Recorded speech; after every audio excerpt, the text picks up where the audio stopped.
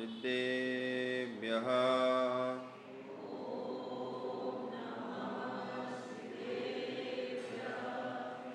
मंगलम भगवान वीरो मंगलम वृषभध्वजा मंगलम जिनवाणीभ्यो मंगलाय गुरुदेवता। जय बोली 1008 श्री पार्श्वनाथ भगवान की, 1008 श्री पदम प्रभु भगवान की, 1008 महावीर भगवान की, आचार्य भगवान श्री 108 वर्धमान सागर जी महाराज की, आचार्य भगवान श्री 108 विराट सागर जी महाराज की, आचार्य भगवान श्री 108 विशुद्ध सागर जी गुरुदेव की।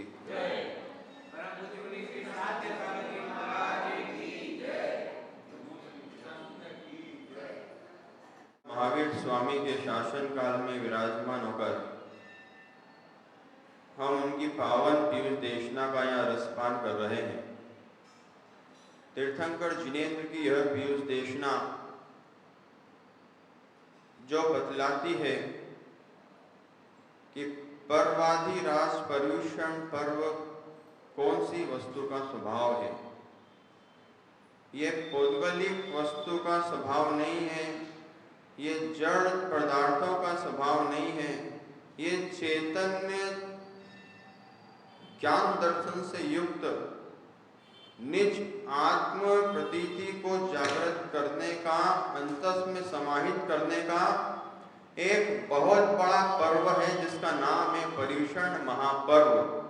क्योंकि जगत में लोग पर्वों को संज्ञा मिठाई खाने को देते हैं, जगत में पर्वों को संज्ञा जगत के लोग हंसने खेलने नाचने गाने को मानते हैं अथवा जुलूस आदि निकालने को मानते हैं। लेकिन धन्य है भगवान महावीर का शासन, जिस शासन में त्याग तपस्या संयम को मोक्ष का द्वार कहा गया। अनेकों बार जीव ने लोगों को क्षमा किया। आज क्या है? उत्तम क्षमा भाव जहाँ प्रारंभ होता है वहाँ जगत के प्राणी मात्र से कषाय का अभाव हो जाया करता है।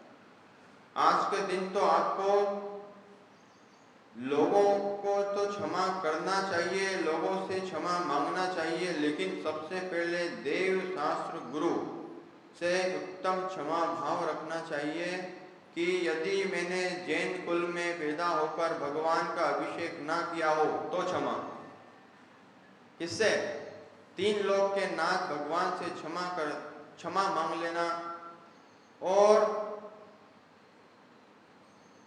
जैन कुल में पैदा होकर मैंने भगवान का अभिषेक ना किया हो, जैनी होकर मैंने जैन धर्म के मूल गुणों का पालन ना किया हो, भगवान जिनेन्द्र की आज्ञा का पालन ना किया हो, हे त्रैलोकीनाथ मुझे अनंतों पर्याय में से एक पर्याय ऐसी मिली है जिसमें मैं आपका गुणगान कर सकूं, 10 लक्षण पर्व मना सकूं, अपनी आत्मा का उत्थान कर सकूं। यदि मैंने आपकी आज्ञा के अनुसार आपकी भक्ति नहीं की हो, भगवान की भक्ति नहीं की हो, उनसे जो दोष लगे हो, तो क्या बोलना पड़ेगा? तस्य मिच्छामि दुक्कडम। बोलो एक साथ, तस्य मिच्छामि दुक्कडम। और जिनवाणी माँ से, हे जिनवाणी माँ, मैंने आपका विपरीत कथन कभी सुना हो, सुनाया हो, सुनने वाले की कृतकारित अनुमोदना से जो दोष लगता है वो निधत्ति निकासित कर्म जैसे बंध को बांधता है। आप जो देखते ना, आपके बच्चे नहीं पढ़ पाते ढंग से, कई बार शिकायत लेके आते हैं लोगों भैया कि बालक पढ़ नहीं पा रहा है, घर में क्लेश चल रहा है, कोई आज तक ज्ञान की बात ही नहीं करता, घर में स्वाध्याय नहीं होता। आपकी शिकायत रहती ना, आपने कोई ने कोई भाव में मुनि निंदा की होगी, जिनवाणी के विपरीत कथन सुना होगा, आगम के विपरीत कथन सुना होगा, दिया होगा, करवाया होगा, उनकी अनुमोदना की होगी। इसलिए ऐसे दोष को प्राप्त हुए हो कि घर में कोई स्वाध्याय की चर्चा नहीं करता, और घर में उस घर में जन्म लेने वाले बच्चों को का भी क्षयोत्सम कम रहता है। क्यों? क्योंकि हमने जिनवाणी के विपरीत कथन किया। अब आती है बात गुरुओं से क्षमा।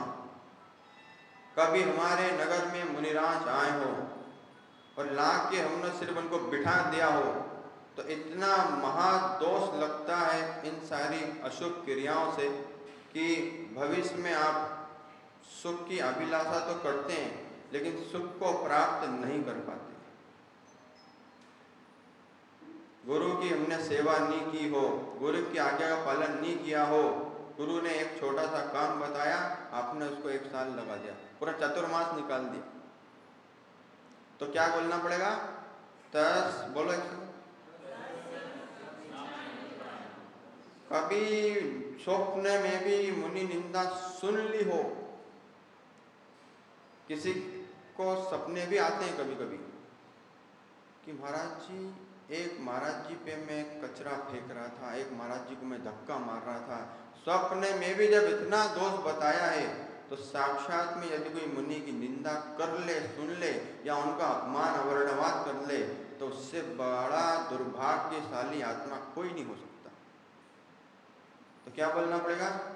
तस्य मिच्छामि दुक्कडम। हे गुरुदेव, जगत के जितने मुनिराज हैं, एक मुनि की निंदा सुनने से 3 कम 9 कोटि मुनियों की निंदा सुनने का दोष लग जाता है। क्योंकि मुद्रा सबकी, क्या सुधीर भाई आपको मुनि महाराज की मुद्रा में कोई धागा दिखलाई देता है?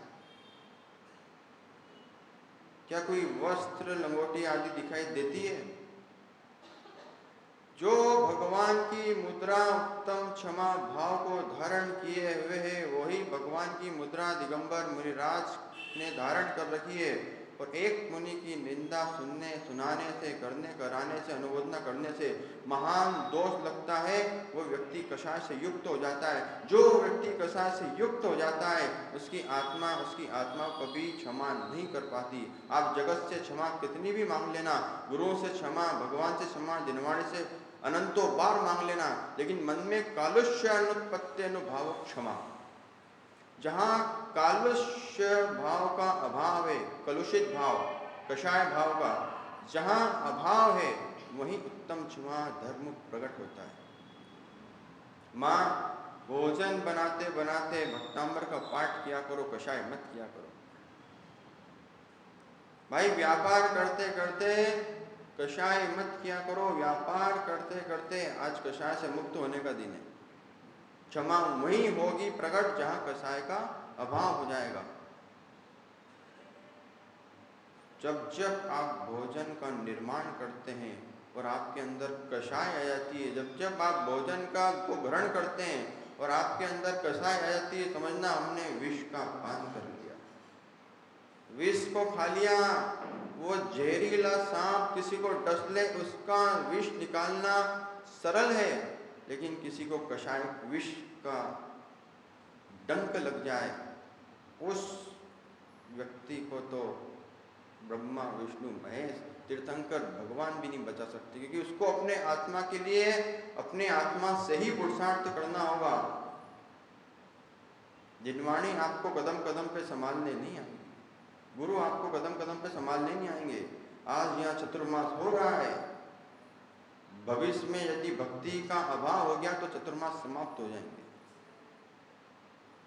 भक्ति बनाकर रखोगे तो मुनिराज नगर में आते रहेंगे, और भक्ति का समापन हो गया तो फिर गांव का भी समापन हो जाएगा।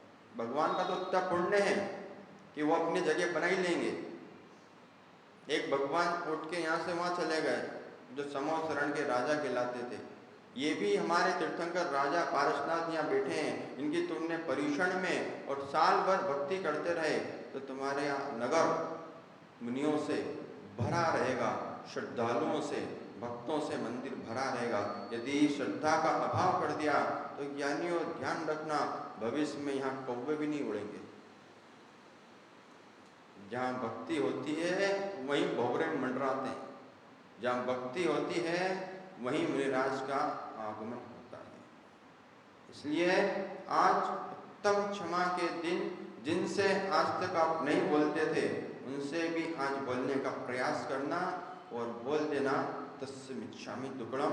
क्योंकि मूल नायक पारसनाथ को देखकर भाव आ जाना चाहिए कि हे पारसनाथ स्वामी, आपको 10-10 भव लग गए, मैं क्यों आपके जैसा कमट बनाकर जाऊं जो 10-10 भव तक हमारा पीछा ना छोड़े। एक बात जरा सी मन में लेके बैठ जाते हो, उस मन में ली गई बात को आप कषाय के रूप में परिवर्तित कर देते हो।